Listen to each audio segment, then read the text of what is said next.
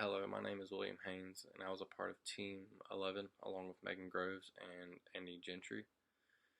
In my practice rounds, I didn't really know what was going on and didn't know what to expect, but I decided to enter into China first and then India later on. And the main reason I chose these markets was because they had bigger populations and the GDPs were good. At the end of the practice rounds, my BI was in the mid 60s. And when my group started to work on the simulation, we were a little stumped on where to begin, and we were really still figuring out the whole simulation. But after looking at all the background information and we talked among ourselves, we decided we would enter into China first. And based on the information given, we decided to channel in individual and hypermarkets since they were the main place that the competitors were getting business from. And we had 8 different SKUs. Over the 5 periods, 0 to 5, we did not enter into another market and really focus on China because we wanted to grow a good foundation in China and try to increase our sales and our BEI before we try to go somewhere else. Overall, our unit sales went from 156 million to 523 million in China. And in period 5, we decided to enter into the market in Japan. And we chose Japan due to its high GDP per capita along with its large population. And we came to realize that Japan had a lot of competitors, and we found it to be hard for us to increase our BEI there.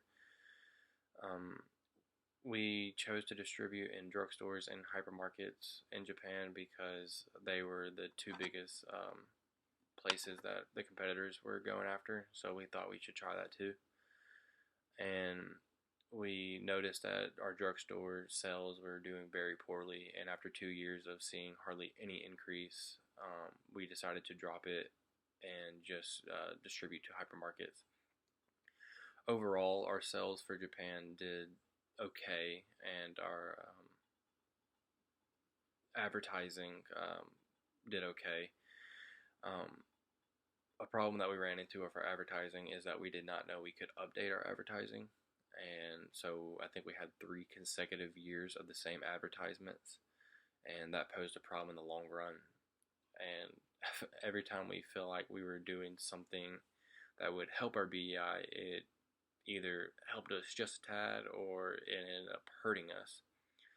So at the end of the simulation, we ended with a BEI of 62, and the total unit sales for both markets were 686.9 million.